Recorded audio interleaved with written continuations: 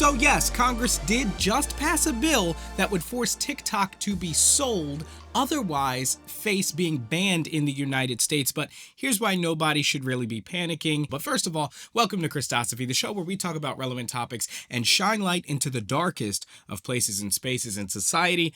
This episode will be no different. Folks, it's YouTube, so subscribe, click the bell, like this video, and share this video. The more you engage with this video, the better we can shine light into the darkness. So if you have no idea what's going on with the whole TikTok bill, the TikTok potential ban, check out the video I did on it earlier. It's mixed in with some stuff with the Quiet on Set documentary. I'll put a timed link to that down in the description below. But in a nutshell, basically, TikTok needs to be sold to a non-threatening entity or country in the next 9 months. If they don't do so, then they will be effectively banned from the US. And this doesn't mean that it's going to be deleted off of everybody's phones, whether they delete the app or not. What it means is that it would no longer be able to be downloaded on any store in the United States, and it wouldn't be able to be updated, effectively making it die out over time as it can't receive updates, etc. Now, there's one thing that everyone in this country needs to understand about this TikTok ban bill.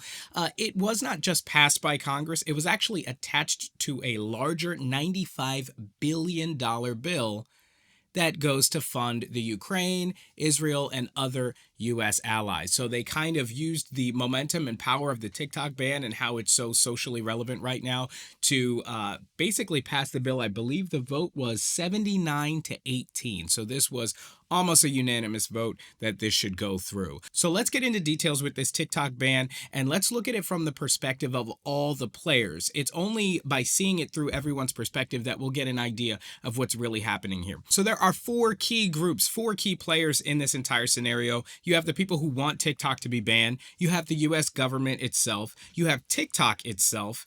And you have the people who don't want TikTok to be banned. So let's break it down from the perspective of those who want TikTok to be banned in the first place. Now, there's one primary driving reason why people want TikTok to be banned, and that's due to the fact that there's large concern that TikTok, which is owned by the Chinese company ByteDance, is collecting, using, and abusing the data it collects, the personal data it collects from its users. And this may very well be true. I believe that it is. However, it's disingenuous because they are not doing anything that we have not seen evidence that every social media platform is doing, from Facebook to Twitter to Snapchat. Even Google search engines like that are collecting, using, abusing, and potentially even selling our data to third-party entities and potentially even foreign countries. So it's kind of like, okay, well, yeah, if the goal is security, then ban TikTok, but also ban everybody else who's using and abusing people's private data. There's also a lesser known reason why people might want TikTok to be banned,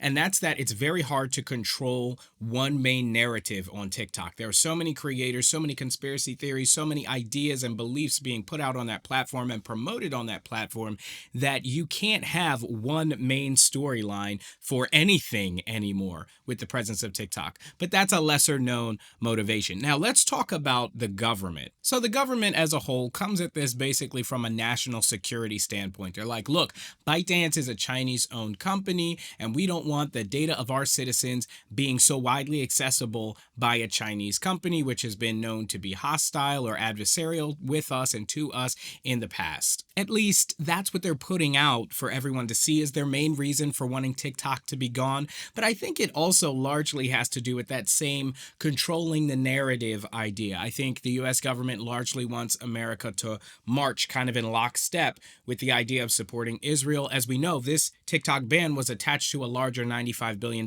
bill to support Israel in addition to the Ukraine and some other US allies. And so I think that TikTok represents a threat to that, with so many different ideas being out there. So TikTok being done away with will probably help the government regain some more control over the narrative concerning the war. Now, let's talk about TikTok itself. TikTok doesn't want to be banned for obvious reasons. The United States represents the largest demographic that TikTok has, and so it's an obvious cash cow. But also, if TikTok, just if TikTok and ByteDance, its parent company, had more sinister motives, there's a lot of support for Palestine on TikTok. And so if China, ByteDance, and thus TikTok had more sinister motives, it is serving to kind of destabilize the general populace opinion on the war that's currently going on. And so it could be being used as a tool to fight whatever narratives the United States is putting out as it relates to the war. And last but certainly not least, in fact, these are the people who will probably be impacted by the TikTok ban more than anyone. Let's talk about the folks who don't want TikTok to be banned. These are your creators, people who run their businesses via TikTok, the millions of people who use TikTok as part of their daily lives who really don't want to see it go away. I said in the beginning of this video that there's no real need for panic, and here's why. With this bill being passed, ByteDance now has 9 months with a potential 90-day extension to sell the company off to some international private company or some country that's not China. And so they're likely going to end up doing that. I don't think TikTok is going anywhere. It's just going to be under new management. You may be asking, well, ByteDance, they're international. TikTok is international. They make, while the majority of their money in the United States, not all their money comes from the US, they're all around the world. So why would they sell? Here's the thing. We would be looking potentially at the largest social media sale of all time, even beating what Elon paid for Twitter. It's going to be some large company or some group of billionaires. Here's a hot take.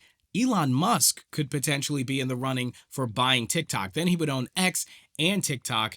That might be a monopoly, but it could happen. And if there's one thing that companies like and enjoy and live off of, it's not their users, it's not user data, it's money. With that money, they could do a million different things. They could obviously start other platforms, start other companies that could still operate in the US. Now, if all goes horribly wrong and in 9 months TikTok is not sold, this would likely happen under whoever the president will be in 2025, as Congress will likely keep just pushing this back to force a sale or give TikTok a larger opportunity to sell the company. They want a sale, so they're going to give them as much time as they can under the law to make that sale happen. Why? Because again, the priority is money. Small point in closing, TikTok has vowed to fight this. They're going to fight it tooth and nail. They claim it's unconstitutional and that it violates the right of free speech. But here's my question.